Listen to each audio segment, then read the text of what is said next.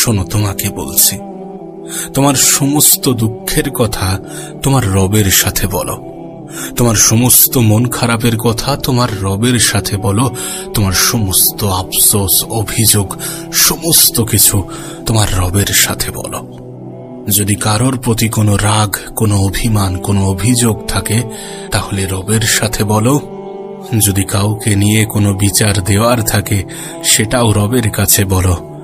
যদি জীবন নিয়ে কোনো অপূর্ণতা থেকে থাকে, সেটাও রবের কাছে বলো। না, এখানে তোমাকে ওয়েটিং লিস্টে ফেলে রাখা হবে না। এখানে যোগাযোগ করার জন্য কোনো মাধ্যমের প্রয়োজন পড়বে না। এখানে কথোপকথন করার জন্য কাউকে মাধ্যম হিসাবে ব্যবহার করার প্রয়োজন পড়ে না। কোনো পীর, কোনো মুরিদ, কোনো মাওলানা, কোনো স্কলারের প্রয়োজন পড়বে না। নিঃসন্দেহে তিনি সর্বশক্তিমান, সব ক্ষমতার ঊর্ধ্বে সব থেকে বেশি ক্ষমতাবান। নিঃসন্দেহে তিনি এ পৃথিবীর সমস্ত কিছুর উপরে নিজের আয়ত্ত রাখেন। তিনি চাইলে সমস্ত কিছু করতে পারেন। তিনি চাইলে সমস্ত কিছু সম্ভব। কোনো গরিবকে ধনী করা সম্ভব, কোনো ধনীকে গরিব করা সম্ভব, কোনো অসহায়ের সাহারা দেওয়া সম্ভব, সমস্ত কিছু সম্ভব। তারপরেও এখানে কোনো ভিআইপি টিকিটের প্রয়োজন পড়ে না। রবের সাথে যোগাযোগ করার জন্য কোনো পারমিশনের প্রয়োজন পড়ে না। তুমি যে কোনো পরিস্থিতিতে, যে কোনো অবস্থানে, যে কোনো সিচুয়েশনে, যে কোনো মুহূর্তে, পৃথিবীর যে কোনো স্থান থেকে তুমি তাকে স্মরণ করতে পারো। তুমি রবের সাথে নিজের অন্তরের কথোপকথন জারি রাখতে পারো। আর রবকে যেন ওই পৃথিবীর কোনো মানুষের মতো ভাবতে যেও না, যে এক কান দিয়ে শুনবে আর এক কান দিয়ে পার করে দেবে। তিনি এ পৃথিবীর মানুষের মতো নন। তিনি শ্রেষ্ঠ, তিনি শক্তিশালী, তিনি উত্তম, তিনি সর্বজনীন শ্রোতা, তিনি সর্বজনীন দাতা। এমনটা নয় তুমি অন্তরের স্থল থেকে রবের কাছে কিছু চাইবে আর তিনি তোমাকে বঞ্চিত করবেন। যদি সত্যি সেটা তোমার হিতে হয়, যদি সত্যি সেটা তোমার জন্য উপযুক্ত হয়, তাহলে তিনি তোমাকে কখনোই বঞ্চিত করবেন না। যদি তোমার পরিকল্পনা এবং রবের পরিকল্পনা এক হয়, তাহলে নিশ্চয়ই তুমি পাবে। যেটা চাইছো সেটাই পাবে। আর যদি না পেয়ে থাকো, তাহলে মনে করবে সেটা তোমার জন্য উপযুক্ত ছিল না। কারণ তুমি তোমার ভালো মন্দ সবসময় সঠিকভাবে বিচার করতে পারো না। আমরা আমাদের ভালো মন্দ সবসময় সঠিকভাবে বিচার করতে পারি না, কিন্তু তিনি সমস্ত কিছুর সঠিক খবর জানেন। তিনি সমস্ত কিছুর সঠিক খবর রাখেন। একটা উদাহরণ তোমাকে দিই। সাপোজ তোমার একটা স্বপ্ন আছে যে আমি একটি গাড়ি কিনবো। তোমার একটা ড্রিম কার আছে, একটা ড্রিম গাড়ি, যেটা পাওয়া তোমার কাছে একটা স্বপ্ন। সেটা বাইক হতে পারে, সেটা 4 হুইলার হতে পারে, যা কিছু হতে পারে, কিন্তু সেটা পাওয়া তোমার কাছে স্বপ্ন। মানুষের জীবনে স্বপ্ন থাকতেই পারে, আশা থাকতেই পারে, ইচ্ছা থাকতেই পারে। আশা, ইচ্ছা এগুলো থাকাটাও প্রয়োজন।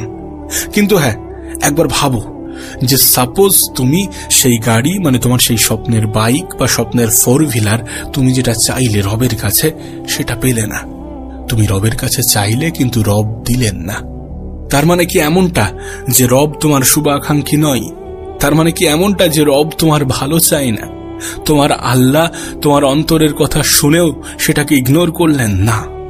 বিষয়টা মোটেই এমন নয়। একটা কথা সব সময় মাথায় রাখবে, জীবনে অনেক সময়, অনেক ক্ষেত্রে, অনেক কিছু থেকে বঞ্চিত হওয়ার মধ্যেও সুখ আছে, শান্তি আছে, অনেক কিছু লুকিয়ে আছে, পজিটিভ কিছু লুকিয়ে আছে। অনেক সময় আমরা কোনো চাকরি থেকে বঞ্চিত হই এই কারণে যে আমাদের জন্য বেটার কিছু অপেক্ষা করছে। অনেক সময় আমরা জীবনে বিফল হই এই কারণে, কারণ আমাদের জন্য এর থেকেও ভালো সফলতা অপেক্ষা করছে, বা এমন কিছু অপেক্ষা করছে যেটা তোমার জন্য উপযুক্ত বা আমাদের জন্য উপযুক্ত। তুমি তোমার স্বপ্নের গাড়ি, তুমি তোমার স্বপ্নের বাইকটা রবের কাছে চাইলে, কিন্তু পেলে না। কিন্তু তোমার চিন্তা ভাবনা অনুযায়ী সেই গাড়িটা তোমাকে দেওয়া উচিত ছিল। আল্লাহ সেই গাড়িটা তোমাকে দিলে তোমার খুব ভালো হতো। চলো কিছুক্ষণের জন্য সেটা মেনেও নিলাম। এখন রবের তরফ থেকে সাহায্য আসলো, তুমি সেই গাড়িটা পেলে, দেন তারপরে তুমি আনন্দের সহিত সেই গাড়ি নিয়ে রাস্তায় বার হলে। প্রথম 2-3 দিন কিচ্ছু হলো না, কিন্তু 1 সপ্তাহ পরে একটা বড় ধরনের অ্যাক্সিডেন্ট হলো। সেই অ্যাক্সিডেন্টে তোমার একটি পা কাটা পড়ল এবং তোমার মেরুদণ্ডের হাড় ভেঙে গেল। একবার ভেবে দেখো, সারা জীবনের জন্য তুমি বিছানায়। মেরুদণ্ডের হাড় ভাঙা মানে তুমি সারা জীবনের জন্য বিছানায় পড়ে থাকতে পারো। পরিস্থিতি এমনও হতে পারে যে তুমি কোমায় চলে যেতে পারো। কোমা মানে ধরতে গেলে জীবিত অবস্থাতে মৃত, এমন কিছু তো হতেই পারে। তুমি হয়তোবা বলবে যে আমি তো গাড়ি সাবধানে চালাবো, আমি তো গাড়ি আস্তে চালাবো, অ্যাক্সিডেন্ট কেন হবে? এখানে একটা কথা বোঝা খুবই প্রয়োজন। তুমি সাবধানে চালালেই যে অ্যাক্সিডেন্ট হবে না, বিষয়টা এমন নয়।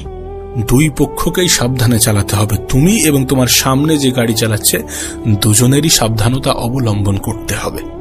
অনেক অ্যাক্সিডেন্ট তো এমনই হয় যে একটি পক্ষের কোনো দোষই নেই, সে বেচারা রাস্তায় দাঁড়িয়েছিল, পিছন থেকে কোনো একটি গাড়ি এসে তাকে মেরে দিয়েছে। সুতরাং এমনটা ভেবো না যে তুমি রাস্তায় সাবধানতা অবলম্বন করবে আর তোমার কিছু হবে না। আমি তোমাকে বলি, অনেক সময় অনেক কিছু থেকে বঞ্চিত হওয়ার মধ্যেও অনেক পজিটিভিটি লুকিয়ে থাকে, অনেক সুখ শান্তি, অনেক অনেক ভালো কিছু লুকিয়ে থাকে। বিষয়টা একদম বাস্তব, একদম সত্য। তার উদাহরণ তোমাকে দেওয়া হলো। বিশ্বাস করুন, অনেক সময় আমাদের চিন্তা ভাবনা এবং রবের পরিকল্পনা এক হয় না, যার ফলে আমরা হয়তোবা কোনো কিছু চাইলাম এবং সেটা পেলাম না। তার মানে রবকে দোষারোপ করা কোনোভাবেই গ্রহণযোগ্য হতে পারে না, কারণ তিনি তোমার থেকেও বেশি, তোমার সব থেকে বড় শুভাকাঙ্ক্ষী। হ্যাঁ, হতে পারে তোমার জীবনে প্রবলেমস আছে, হতে পারে তোমার জীবনে সমস্যা আছে, হতে পারে তোমার জীবনে দুঃখ আছে, হতে পারে তোমার জীবনে কষ্ট আছে, কিন্তু তিনি তোমাকে কখনোই এটা বলেননি যে সেটা চিরস্থায়ী। এমনটা নয় যে তোমার দুঃখ, কষ্ট, মন খারাপ এগুলো তোমার জীবন থেকে যাবে না, এগুলো তোমার জীবনের পার্মানেন্ট সঙ্গী, এমনটা নয়। তাই সর্বদা পজিটিভ ভাবার চেষ্টা করো। জীবনের নেগেটিভ পরিস্থিতি, নেগেটিভ সিচুয়েশনের মধ্যেও পজিটিভ ধারণা রাখার চেষ্টা করো, কারণ প্রতিটা নেগেটিভ জিনিসের একটা পিছনের দিকও থাকে, একটা পিছনের সাইডও থাকে, যার মধ্যে কিছু না কিছু পজিটিভিটি লুকিয়ে থাকে। আর একটা কথা নিজের অন্তরে গেঁথে নিও, তুমি তোমার রবের প্রতি যে রূপ ধারণা রাখবে, তোমার রব তোমাকে ঠিক সেই রূপে সাহায্য করবে। তিনি কেন তোমাকে সাহায্য করবেন না?